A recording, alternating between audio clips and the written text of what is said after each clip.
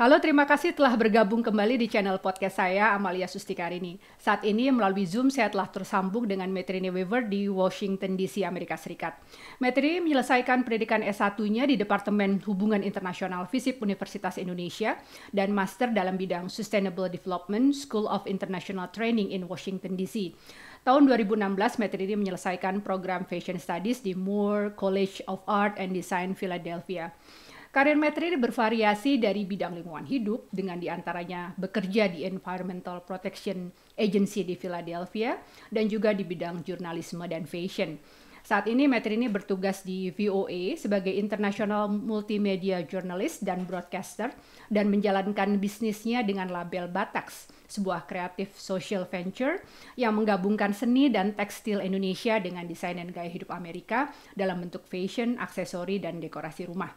Saya akan berbincang-bincang dengan Metrini seputar pemilu Amerika Serikat di awal bulan November ini, termasuk apa sebetulnya konsep Electoral College, pengaruh media, dan voter behavior. Simak perbincangan saya dengan Metrini berikut ini.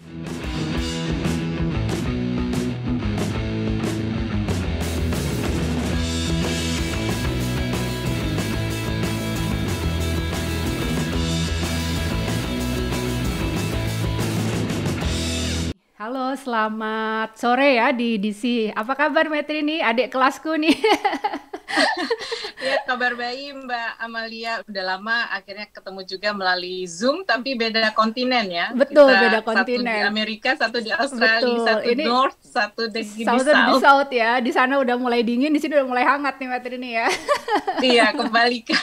Oke. Padahal kita dulu sama-sama dari tropical ya. Sama-sama tropical, sama-sama kepanasannya, sama-sama kehujanan ya dulu ya di Depok ya. Oke, sebelumnya terima kasih sekali sudah bersedia hadir sebagai tamu podcast saya, Metrini. Kita akan berbincang-bincang tentang satu peristiwa yang menarik perhatian masyarakat global ya. Hampir semua negara nih, penduduk dunia kayaknya perhatiannya tercurah di peristiwa besar di bulan November ini, yaitu pemilihan presiden Amerika Serikat. Metrini sendiri sekarang bertugas di VOA ya untuk section Indonesia ya, Metrini ya. Iya. Dan tentunya sangat aktif mengamati bagaimana election tersebut berlangsung, baik itu sebelumnya kampanyenya maupun pada saat hari penghitungannya yang cukup bikin deg-degan ya kan. Karena hasilnya yang luar biasa ketat waktu itu, dan juga mungkin banyak di antara kita masih teringat bagaimana peristiwa 4 tahun yang lalu saat Hillary Clinton memenangkan popular vote tapi kemudian kalah kan karena tidak berhasil memenangkan electoral vote. Nah, ini adalah salah satu pertanyaan pertama saya nih Metrini ya. Publik Indonesia khususnya kan lebih terbiasa dengan konsep popular vote. Jadi pada saat kita ngelihat nih hasilnya berapa ratus ribu gitu ya, berapa itu kita udah langsung mikirnya oh nih Biden yang menang gitu kan, atau dulu Hillary ini yang menang. Padahal sebetulnya tidak seperti itu kan. Yang terjadi di dalam sistem pemilu di Amerika Serikat karena menganut sistem Electoral College. Boleh nggak nih Metrini ini memang konsep yang agak sedikit cukup complicated ya. Boleh Metrini menjelaskan sebetulnya apa sih konsep Electoral College yang dianut oleh Amerika Serikat ini, Metrini?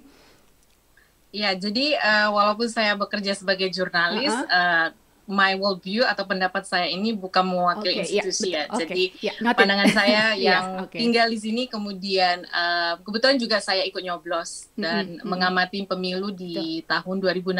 Waktu itu saya tinggal di Philadelphia. Dan saya juga sebagai independent jurnalis juga mengcover story di NC waktu itu.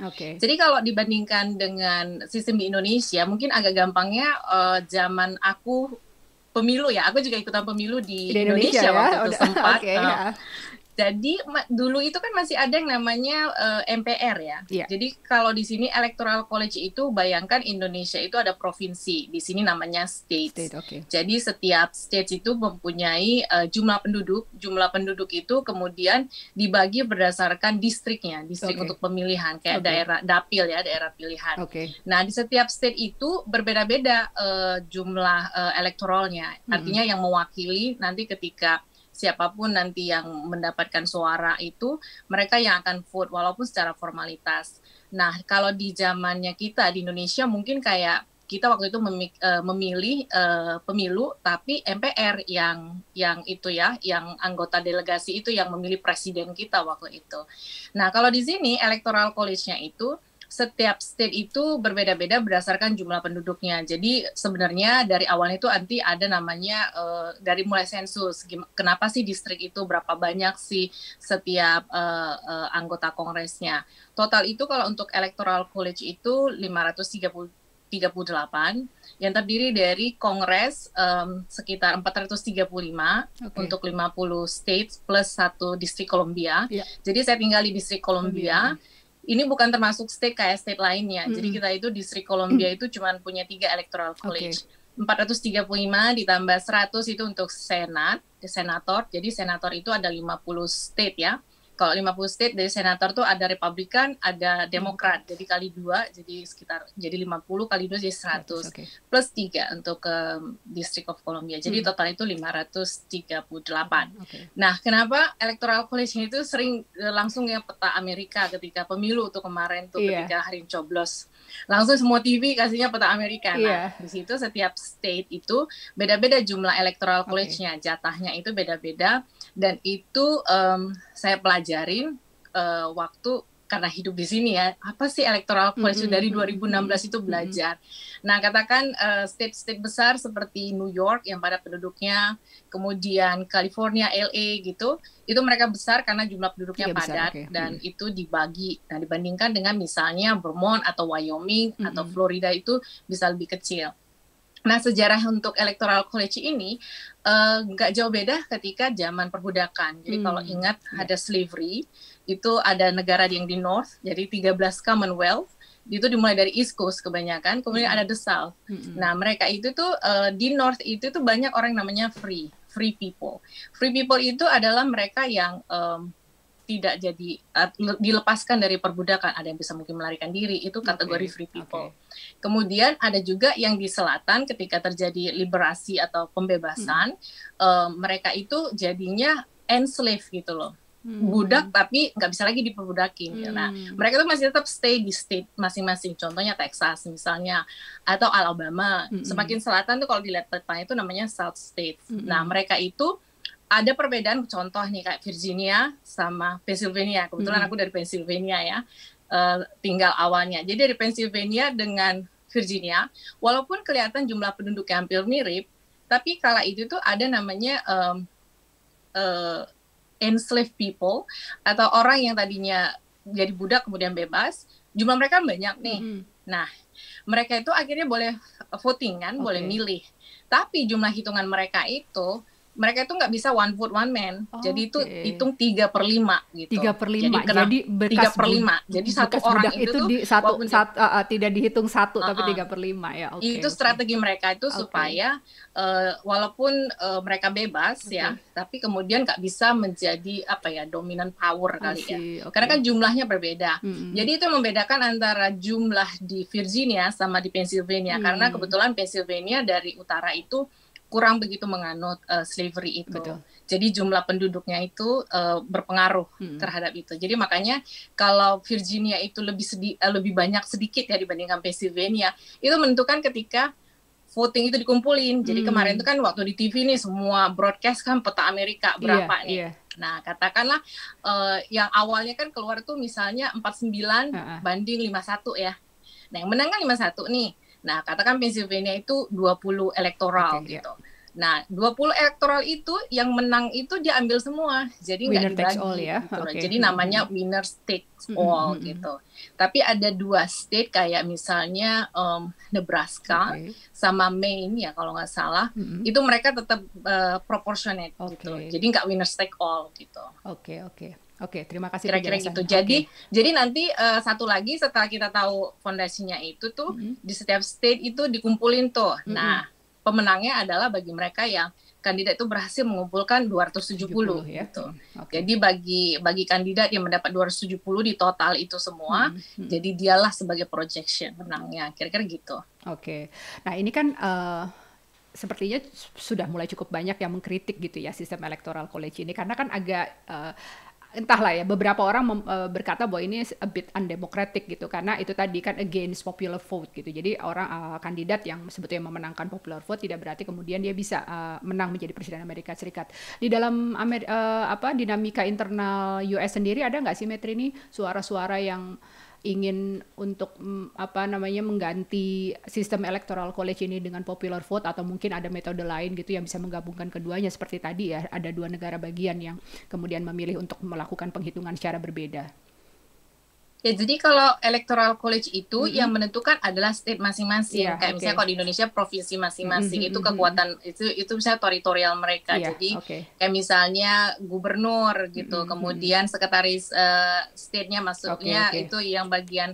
Kalau di Indonesia itu mungkin departemen dalam negerinya gitu ya. Jadi itu yang ngapain data gitu. Nah, kalau di sini itu tuh ada kasus itu yang mungkin yang paling deket tuh tahun 2000 sama 2016 kemarin. 2000 Al Gore ya?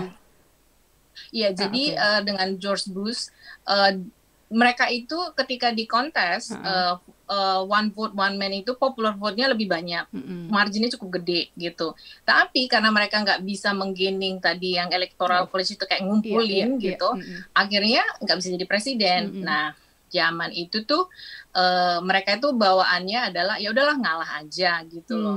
Nah, kalau yang sekarang ini kan benar-benar harus punya strategi gitu loh. Jadi nggak hanya cuma bisa, oh ya kan banyak juga nih akan vote, tapi kalau dia nggak strategis ngitung apa tadi itu ngumpulin poin-poinnya ya, kalau belanja tuh ada poinnya gitu, ya sama aja nggak kepilih. Nah, sebenarnya sudah banyak yang nggak pengen ini dengan electoral college ini karena tidak merefleksikan keinginan masyarakat di Amerika sendiri gitu loh. Jadi kayak kalian dunia tuh bilang kan kayaknya bingung gitu loh. Ini masyarakat Amerika ini kok kalau bahasa gaulnya kok oneng ya gitu ya. Kok nggak bisa membedakan. Ya tapi namanya sistemnya udah begitu dari 1800. Nah, itu pernah 2 kali itu terjadi perdebatan. Sekitar 1800 itu pernah dipertanyakan, ini kayaknya kita abolish aja gini, karena kan itu terkait dengan zaman perbudakan dulunya kan, karena untuk yang memilih itu tuh hanya bisa yang kulit putih. Ketika budak ini pada dilepasin karena ada civil war itu, akhirnya dipersulit tuh mulai dari kayak tadi yang hitungan 3/5 gitu. Kemudian yang vote itu harus menunjukkan kalau dia itu bisa ngebaca, ya kan? Kebanyakan yang African American tuh harus bisa menunjukkan dia mereka baca. Nah, setelah di 1800 itu nggak berhasil. Kemudian dicoba lagi di tahun 1900-an. Nah, itu di Senat. Kongres itu udah pass the bill. Jadi Kongres sendiri itu kan ada 2 chamber nih, Kongres sama Senat. Kongres itu udah pass the bill-nya. Jadi mereka udah oke. Tinggal kalau dari Kongres kan harus masuk ke Senat. Senat itu diblok sama senator dari South States. Karena mereka bilang kalau sistem electoral college ini dimusnahkan, nggak ada kemungkinan dari Republikan itu akan menjadi, atau dari Southerner itu menjadi presiden. Oke. Jadi di sini ego states terutama yang di bagian South, karena itu mereka itu kebetulan salah satu yang mungkin mempropose isi ini ya, berdasarkan juga sejarah perbudakan tadi ya Metrini ya. Jadi kelihatan jadi ada interest itu. Betul. Jadi kalau mandang Amerika itu dilihat dari histori 400 tahun sebelumnya. Betul. Dan sistemnya juga yang federal ya, di mana peran negara bagian itu kan juga kuat ya, berbeda dengan misalnya di Indonesia. Jadi ada namanya state rights. Jadi kayak contoh nih untuk COVID. Nah, kemarin kan mau pengadaan kayak swab test saja kan harusnya dari federal, karena semua kan bayar pajak dan dikumpulin polnya kan gitu. Nah, sebenarnya kalau untuk secara nasional kalau ada guidance berarti semua state mendapat budget fasilitas yang sama gitu loh. Tapi kemudian karena kemarin itu emang kayak nggak jelas ya, didiamin atau digimanain gitu.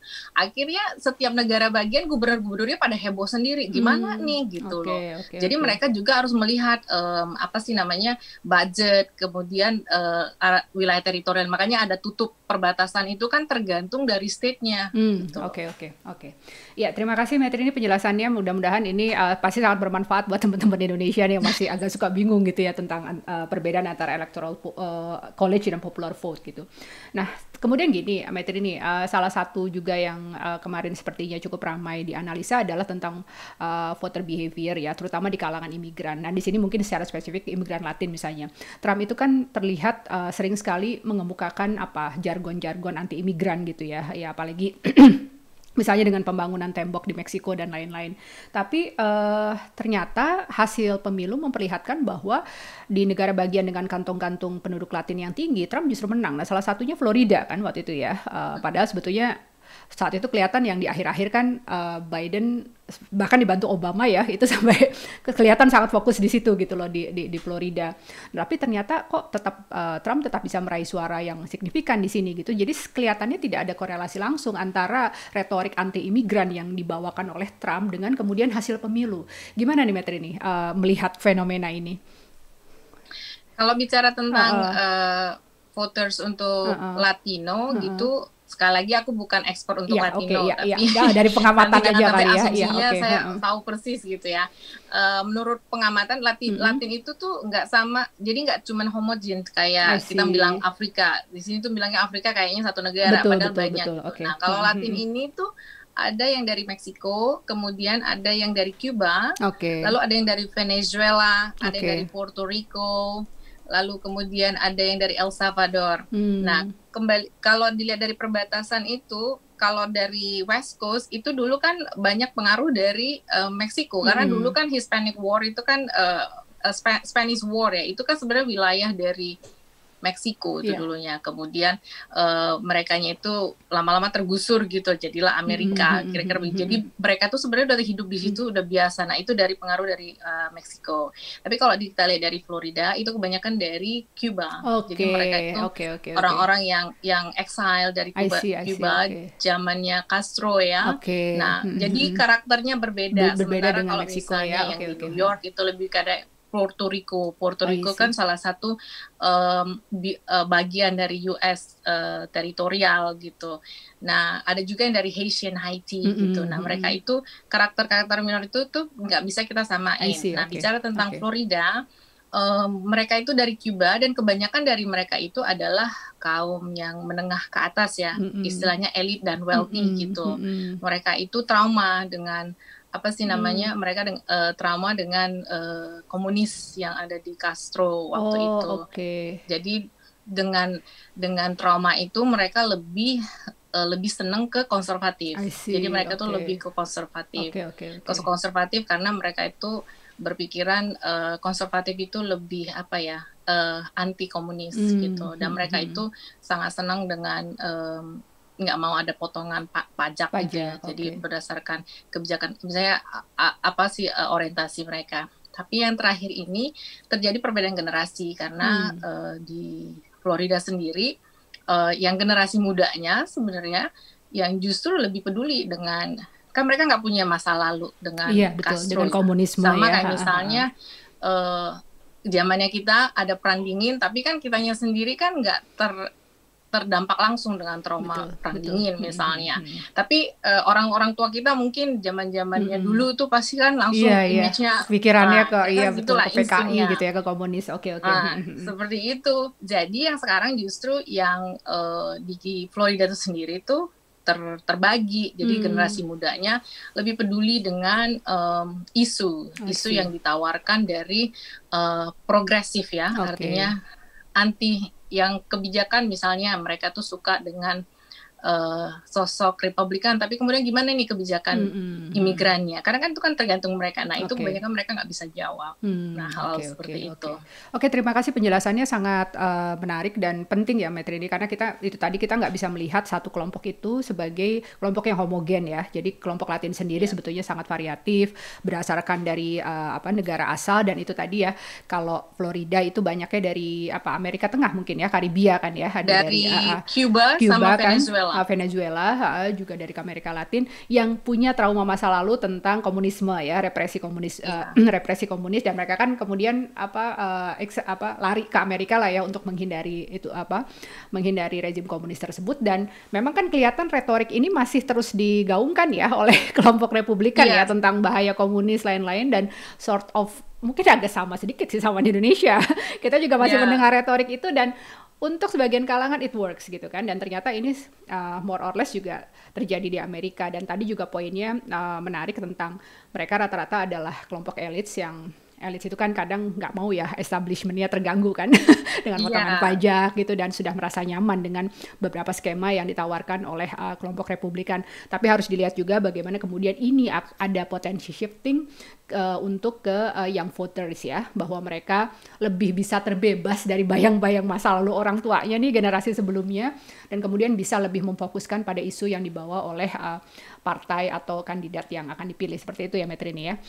Iya, sementara kalau yang dari selatan sendiri kayak perbatasan langsung dengan Meksiko atau El Salvador, itu adalah mereka yang lari dari keselamatan mereka. Jadi ada misalnya kemiskinan, kemudian dan perang saudara ya, civil war ya. Iya, war arti dalam kayak Kolombia gitu, antara geng gitu kan. Tapi bukan berarti mereka geng yang ini jadi kriminal, tapi mereka tuh berusaha cross the border. Betul. Nah, kemudian dari pengamatan saya dengan beberapa pengamat yang ahli terhadap Latina ini gitu, dulu itu ternyata di border selatan itu tuh kayak kerja musiman gitu loh, Mbak. Jadi kan bayangkan perbatasan antara di Kalimantan, Malaysia dengan Indonesia. Ya kan, jadi kan itu kan karena secara batas negara tinggal pindah aja, tapi sebenarnya tetangga gitu kan. Nah, sama juga dengan di selatan, kebanyakan mereka itu kan kerja nih ke Texas, kerja musiman, pekerja musiman. Jadi mereka itu belum tentu mereka seneng banget di US. Jadi mereka itu kerja, kemudian mereka pulang gitu. Cuman kan pertanyaannya adalah fenomena yang terjadi. Kebanyakan pekerjaan mereka itu kan, ataupun saya juga sebagai imigran di sini, kita mengerjakan apa aja gitu loh. Jadi sama kayak di Indonesia, yang dari desa datang ke Jakarta kan, pasti kerjanya apa aja ya kan, mau tukang bakso atau banyak kan sekarang yang di YouTube itu mau memberikan ulas kasih kepada tukang bakso atau kan nasi goreng kayak begitu. Sama halnya gitu, di sini tuh banyak pekerja-pekerja yang mengerjakan apa aja yang bisa dikerjain. Yang which is adalah yang membutuhkan tenaga fisik gitu loh. Misalnya pemetik sayur di kebun atau di ladang, pemetik stroberi, kemudian ada yang untuk di pemotongan daging misalnya.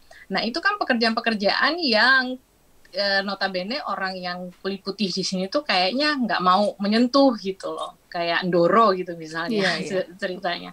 Jadi hal seperti ini kompleks gitu. Jadi kalau bagi mereka yang Latino itu, mereka tuh berpikiran tentang pekerjaan. I see. Pokoknya tentang ekonomi lah ya, isu ekonomi masih menjadi dominan ya. Kira-kira seperti itu. Oke, thank you Metrini. Nah, ini dikaitkan dengan profesi Metrini sebagai jurnalis ya di VOE. Nah, di Amerika Serikat kan kita mengenal media-media yang lebih berkiblat kepada kelompok konservatif atau liberal ya. Misalnya Fox ya. Fox itu kan kelihatan sekali lebih ke berita-berita konservatif. Ada juga yang mungkin agak di tengah lah seperti CNN gitu kan ya. Ada juga yang lebih ke liberal gitu. Nah, sebagai jurnalis, bagaimana Metrini melihat preferensi ini mempengaruhi pemberitaan tentang pemilu di Amerika Serikat sih, Mei, juga kepercayaan publik? Karena gini loh, kalau di Indonesia, terutama waktu tahun 2014 tuh ya, Pilpres, kita ingat kan, kalau ada versi yang beda gitu kan, kita mau percaya, kita mau pilih mana nih, Metro atau TV One misalnya kan, termasuk juga yang berita-berita media cetaknya pun seperti itu, keterbelahan media ini sangat signifikan. Gimana Metrini sebagai jurnalis melihat adanya keterbelahan ini, keterbelahan dari media berdasarkan ideologi ini di Amerika Serikat, Mei? Kalau saya honestly dulu tuh paling jarang nonton TV. Iya. Karena di sini kan TV itu kan sangat kuat ya pengaruhnya gitu. Saya secara pribadi baru punya TV itu tuh cuma 3 tahun yang lalu, 2 tahun yang lalu malah. Jadi di sini kalau media itu pengaruhnya kenceng, karena itu bisa langsung, namanya juga visual ya, terus 24/7 ya. Jadi semuanya kejar tayang tuh. Jadi apapun itu terus diputer gitu. Kemudian kayak kita bilang tuh spinning ya Mbak ya. Jadi spinning gimana sih, yang tadinya cuma satu yang baru breaking news, tapi kemudian nanti breaking news lagi gitu kan. Terus kayak gitu. Jadi kan kita kan secara nggak langsung kan di alam bawah sadar kita itu kan kayak ada ketergantungan ya. Jadi kalau saya selain TV itu ada juga media cetak ya. Saya masih tetap baca buku dan mungkin karena belajar dulu di HI ya Mbak ya, jadi punya landasan. Nah mungkin kalau bagi mereka yang tiba-tiba aktif nih, banyak nih orang-orang Indonesia di sini nih ya, yang dulunya nggak kuliah politik ya, tiba-tiba dia DM saya gitu kan. Langsung kemudian memberitahu saya langsung to the point apa sih tentang politik itu. Padahal saya sendiri aja yang belajar politik, kita sendiri yang tahu tentang ini belum tentu bisa menjudge gitu. Jadi membedakan itu kembali lagi ke diri kita. Tadi kemudian TV di sini tuh mempunyai kepentingan kan, sama aja kan kayak di Indonesia ataupun di Eropa. Semua itu tergantung satu ownernya. Apalagi sekarang banyak film-film skandal itu kan tentang TV kemarin. Iya betul, seperti apa Bombshell itu ya yang terakhir itu kan juga menguak gitu kan. Ada anchornya juga misalkan seperti itu. Nah kalau coraknya kayak misalnya Fox, dia itu menjadi lebih kepada konservatif gitu. Kemudian CNN yang lebih lucu itu dia suka spinning. Jadi suka itu kelihatannya itu kan ada alat peraganya kan. Kemudian bayangkan ada di mana. Sementara MSNBC lebih kepada itu ya, lebih kepada dia progresif tapi kadang-kadang lucu juga sih, dianya itu terlalu saklek di satu sisi gitu. Jadi dia punya mission tuh ketahuan. Terus ada lagi show-show gitu. Jadi tergantung hostnya gitu kan. Mereka punya message. Lalu sekarang fenomenanya adalah online. Jadi semuanya itu against mainstream media. Jadi kalau misalnya langsung di TV itu tuh ada ketahuan agendanya apa. Jadi orang-orang sekarang tuh beralih kepada misalnya channel YouTube atau podcast. Itu membuat lebih segmented lagi gitu. Oke. Nah, juga dikaitkan dengan maraknya fake news ya di media. Itu kayaknya kan fenomena di seluruh dunia mungkin ya, Metri ya, termasuk di Indonesia. Itu gimana? Kalau saya perhatikan sih biasanya memang selalu ada section fact check ya di situ ya. Apa ini kemudian juga sudah cukup ada regulasi-regulasi atau yang dilakukan sendiri oleh medianya masing-masing untuk bagaimana untuk menangkal fake news dan hoax ini, Mei? Kalau yang terakhir-terakhir ini kan kayaknya ada website atau apa yang buat fact check ya. Tapi kan kalau waktu kita zaman kuliah dulu kan sebagai jurnalis kan kita harus ngecek semua kan. Ingat kan dulu waktu buat paper kan. Saya ingat tuh dosen tuh dulu kan zaman kita baru internet harus dibuat footnote-nya. Terus kalau misalnya kita source Google apa terus dimarahin kan. Kamu ngambilnya Google gitu. Wikipedia nggak boleh. Wikipedia bisa kan. Kan waktu itu kita dijelasin. Bisa aja kan seseorang yang nggak tahu apa-apa terus dia buat plugin di Google. Terus masa kamu mereference begitu? Nah, yang saya pelajari adalah apakah itu sesuai dengan real ya, kejadian fakta yang sebenarnya. Kemudian harus kita mempertanyakan. Jadi kembali lagi kepada diri kita masing-masing, mempertanyakan sumber informasi kita itu gitu. Kita harus skeptis saya ya, misalnya saya suka ya. terbiasa membaca dari berbagai berbagai aspek sumber, gitu loh. Jadi saya kayaknya window shopping lah gitu. Pengen tahu nih orang tuh kenapa sih dia berpikiran seperti itu tuh. Nah, sama dengan untuk melihat fake news atau real news gitu, saya pikir tuh akhirnya kembali lagi kepada critical thinking ya Mbak. Jadi ketika itu mampu untuk mempertanyakan dari mana source kita mendapat informasi, kemudian apa sih yang memotivasi source ini gitu loh. Nah misalnya di zaman online sekarang kan ada namanya juga trolling gitu kan, kesannya dibuat kayaknya seasli mungkin gitu. Ini kan ada buktinya, nggak taunya hoax gitu kan. Nah, kemudian ada juga yang kayaknya berbahaya itu tuh visual.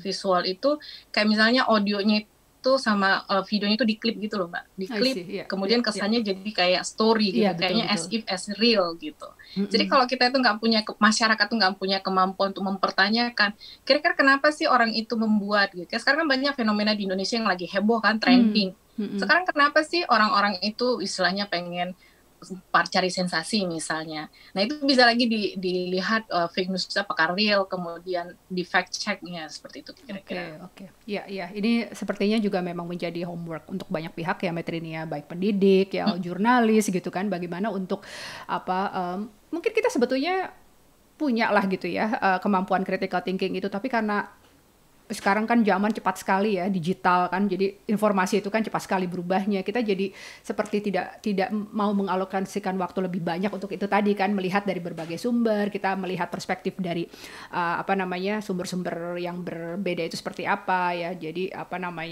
itu mungkin yang semakin accelerated dari fake news dan hoax, tapi juga tentunya ada beberapa juga inisiatif ya baik dari kalangan jurnalis, kemudian juga akademisi dan lain-lain, bagaimana untuk kemudian bisa mengkonten penyebaran fake news ini. Nah ini Biden jalannya masih panjang nih Metrini ya, setelah sudah terpilih ya. Ini yang incumbent-nya nih masih belum ngaku kalah juga kan, maksudnya masih belum juga mau melakukan biasanya kan kalau ada kandidat yang kalah kan ada concession speech kan. Ini kan sampai sekarang belum nih. Ya mungkin publik udah mulai maklum lah gitu ya. Bagaimana memang behavior Trump dalam 4 tahun terakhir ini gitu. Tapi di luar hal tersebut kan, pada saat nanti kemudian Biden resmi dilantik menjadi presiden pada saat tahun depan ya, bulan Januari ya 2021 ya. Itu tentunya agenda-agenda yang menjadi janji kampanyenya maupun yang mungkin juga diaspirasikan oleh rakyat Amerika Serikat itu harus menempuh jalan panjang gitu. Nah, diantaranya tentunya kan juga karena harus mempertimbangkan dari komposisi anggota Kongres dan Senat misalnya ya.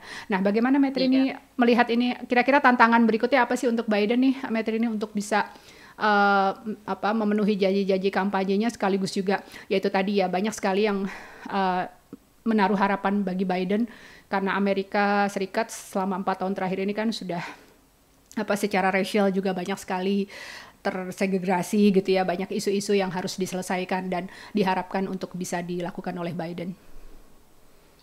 Kalau yang immediately itu kan kalau dilihat dari kemarin peta pemilu itu pas di hari hanya ya tanggal 3 itu tuh kelihatan kan karakter voting itu masih juga, tadi kan awalnya asumsinya bisa kalah telak landslide, ternyata enggak kan.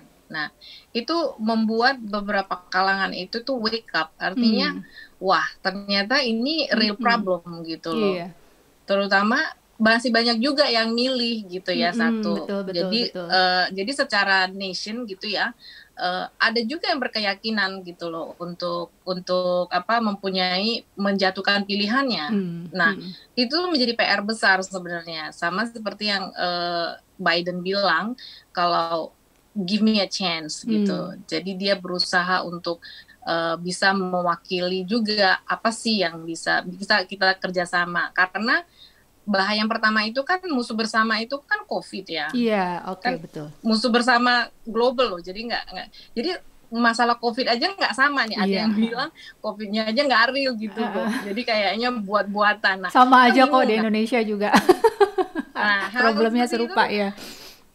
Sementara kan kalau kasus COVID ini kan nggak sama dengan kayak penyakit lain, misalnya Ebola gitu. Karena COVID ini kan cepat, kemudian contagious gitu. Dan dia itu menyebar dan itu melalui airing gitu loh, born. Jadi musuh bersamanya aja udah di depan mata nih. Jadi kebayang dong kayak nonton film Alien ya. Kalau seandainya bumi itu ada alien nih, alien ini di depan mata nih. Kita tuh secara global tuh, secara nation itu nggak sama persepsinya terhadap musuh bersama itu. Jadi ingat waktu kuliah HI nih kan, konsep musuh bersama. Jadi aku nih antara menyaksikan real dan kadang-kadang nggak percaya juga sih. Jadi PR-nya Biden dan siapapun itu mau di state level itu tuh gimana ini tentang COVID ini, karena COVID-nya nggak diselesaikan, maju kena mundur kena gitu loh. Jadi misalnya kalau ada state yang nggak percaya, tapi kan mereka potensialnya menjadi agent untuk menyebarkan juga, ya sama aja kan, mau ditutup, kemudian di-contain gitu. Yang sana negara bagian tetangga itu nggak melakukan PR-nya, nggak melakukan responsibility-nya, ya back and forward gitu loh. Nah itu COVID yang nomor 1. Terus yang kedua, secara politis nih gitu. Secara politis di Kongres sama di Senat. Nah, kalau di katakanlah banyak orang berasumsi semua sumber kekuasaan itu, power itu konsentrasinya itu di kepresiden. Nah, kalau di sini itu di Kongres sama di Senat itu tuh menjadi battleground gitu. Karena mereka merepresentasikan 51 state itu gitu loh. Nah, di situ tuh mereka itu tuh menjadi battleground. Nah, sekarang itu fenomenanya walaupun di voting itu tuh presidennya kesannya nih Biden itu tuh populer, tapi di dalam voting itu tuh ada beberapa state itu memilih kongresnya sama senatnya. Nah, itu tuh per 2 tahun.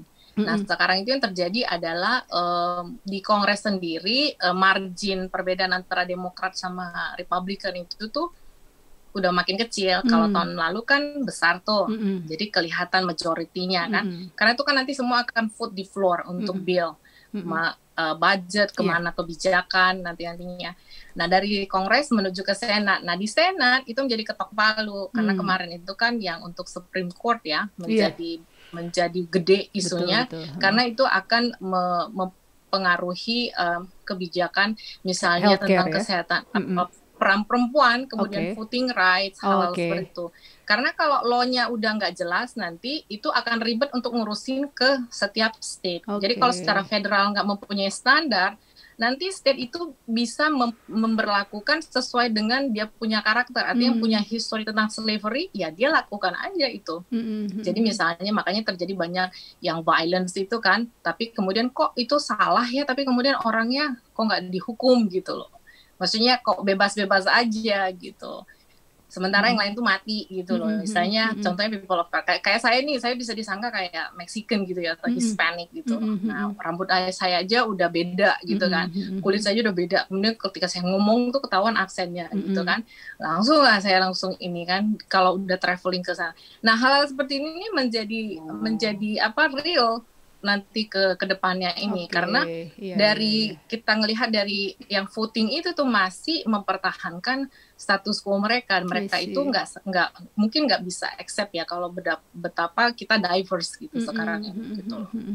Oke, terima kasih Metri, ini penjelasannya. Jadi ya memang cukup kompleks ya jalan yang akan ditempuh oleh Biden dan juga berbagai komponen lain di Amerika Serikat untuk mengatasi problem yang sudah terjadi di beberapa tahun terakhir lagi, ini. Iya, ditambah lagi nanti Januari ternyata Senatnya itu ada runoff.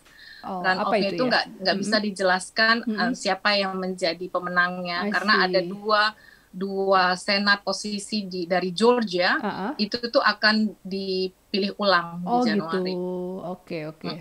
Jadi karena senat itu akan menentukan majority, apakah Mitch McConnell akan continue apa enggak. Nah, kalau Mitch McConnell akan continue, dia bagaimana kalau menghadapi ada presiden dari Biden gitu, apakah dia akan membuat kebijakan seperti zaman Obama yang dia blok aja semuanya, jadi apapun kebijakannya itu dia nolkan gitu, dia nggak peduliin gitu, kira-kira seperti itu.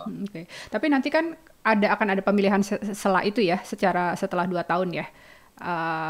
Itu di 2022. Tapi itu kemudian akan dipertanyakan arahnya kemana nih nanti. Jadi masing-masing baik yang dari Republican sama pun Demokrat nih ya, sebenarnya udah beberapa 30 tahun terakhir itu banyak itu independen ya. Jadi masyarakat Amerika itu tidak mau mengasosiasikan pada dua partai. Makanya ada ketika battleground-nya the swing state itu karena banyak yang independen. Jadi mereka nggak mau mengasosiasikan dirinya pada dua partai. Demokrat. Karena sebenarnya itu banyak yang udah merasa give up gitu dulunya. Karena misalnya nih satu keluarga itu bisa punya 2 jobs, tapi tetap harus nggak cukup gitu loh, harus pay bills, kemudian jadi kayaknya namanya di sini paycheck to paycheck, jadi kayak kerja bayar utang habis gitu ya, bayaran gitu kan, sama aja ada punya anak segala macam gitu. Nah, makanya sekarang itu semua membicarakan minimum wage gitu, minimum wage upahnya itu yang didengung-dengungkan tuh $15 ya per hour gitu.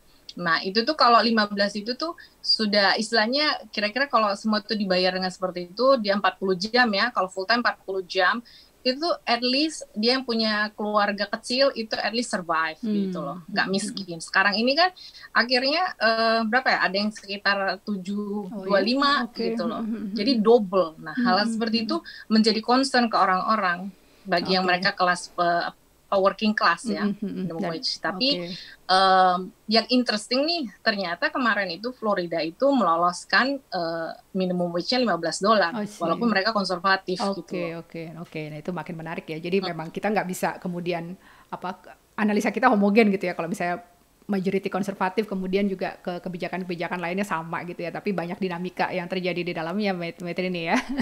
Iya, karena mereka kan pekerja aja kan, kalau kamu gaji kamu dinaikin, ya saya dukung gitu. Betul. Kerjaan Kongres sama senatornya mereka bagaimana nih kalau dijadikan diberlakukan sama. Jadi setiap mereka bekerja itu bayarannya minimum sekian. Tentunya kan menggairahkan ekonomi. Betul. Ya apalagi setelah COVID-19 ini ya, kita dalam masa itu kan jauh lebih berat lagi memang beban hidup dari masing-masing warga negara, mungkin hampir di seluruh dunia ini ya, Metrini ya. Iya, oke. Terima kasih banyak Metrini. Senang sekali bisa ngobrol-ngobrol. Ini saya kayak dapat kuliah kita dulu politik global Amerika atau mungkin sistem politik Amerika nih. PGA. Coba dikasih bonus dengan kasih bonus dengan ada juga tentang media ya, tentang electoral college dan lain-lain. Terima kasih banyak sekali lagi atas waktunya Metrini. Ini pasti akan bermanfaat untuk pendengar podcast saya karena banyak juga yang kirim DM itu minta khusus tentang ini nih, ngomongin dong tentang hasil Pilpres Amerika gitu, karena kan memang ini menjadi banyak interest dari teman-teman juga ya. Jadi terima kasih sudah bergabung. Sukses untuk semua aktivitasnya Metrini ya, baik itu sebagai wartawan atau sebagai entrepreneur juga masih juga concern untuk masalah-masalah lingkungan hidup ya, environment ya. Tetap sehat ya, selalu sehat, tetap semangat. Terima kasih Metrini, selamat malam. Selamat malam. Thank you ya. Bye. Demikian tadi perbincangan saya dengan Metrini Giovanni Weaver seputar pemilu Amerika Serikat, termasuk aspek media dan voter behavior. Simak terus channel ini dan subscribe untuk mendapatkan update episode baru dan menarik lainnya. Terima kasih, salam sehat, tetap semangat.